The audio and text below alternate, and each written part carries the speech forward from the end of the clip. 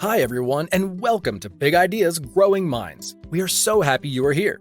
Please consider subscribing to the channel. Your support means the world to us. Today's big idea comes from Harvard Business Review and their 20-Minute Manager series. The series is designed to get you up to speed on crucial business skills in a jiffy. In this video, we will focus on difficult conversations. Let's dig straight in. What makes a conversation difficult? You know the feeling, that knot in the pit of your stomach, the fog that descends on your mind. You're avoiding a difficult conversation. Perhaps you fear the confrontation, or maybe you simply don't know what to say or where to begin. A difficult conversation is one in which the other person has a viewpoint that differs from yours, where one or both of you feel insecure in some way, and the stakes are high. Whether you have harsh feedback to deliver to an employee or colleague, or whether you feel wronged or misunderstood by the other person, these situations can be unsettling, even for great communicators.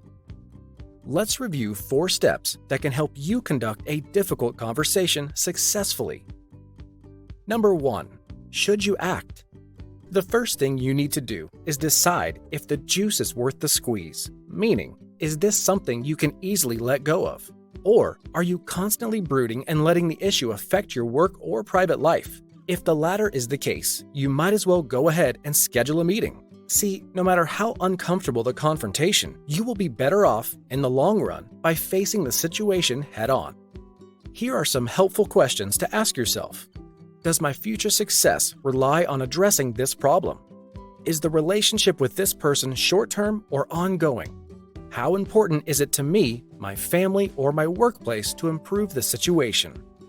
It's natural to want to avoid difficult conversations, even when we know we need to have them. Try reminding yourself that you will be one step closer to finding a better way forward once the initial discomfort has surpassed. Number 2. If you decide to act, prepare.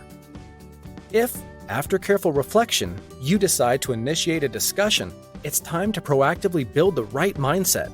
Whether a difficult conversation will be successful depends on how well you prepare before you walk into the room.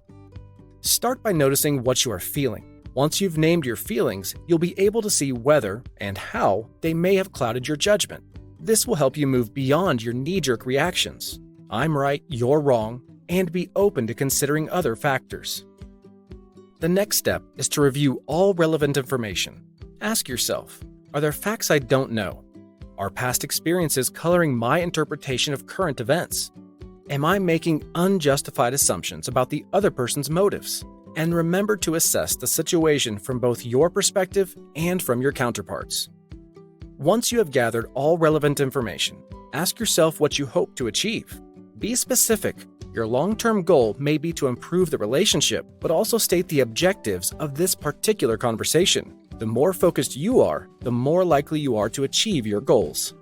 Remember that reality is often different from theory, so plan for different scenarios based on the several ways your counterpart could respond. And if you're nervous, do a dry run in front of the mirror. And finally, consider the best timing and scenery for the conversation. Number 3.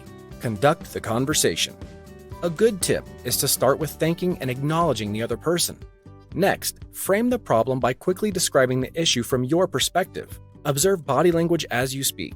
If your counterpart looks put off by something you said, pause to ask if you missed or misinterpreted something. Keep your tone neutral and your body language open. Try to explicitly describe your views using I statements. This shows that you're not assuming your perspective is the truth and demonstrates that you're acknowledging your role in the problem. And don't be afraid to express your feelings. Look for common ground. Focus on issues, not personalities. Ask questions and remember to listen. Number 4. Follow through. Now that the most challenging part is behind you, the time has come for following through. Start by debriefing and reviewing your performance.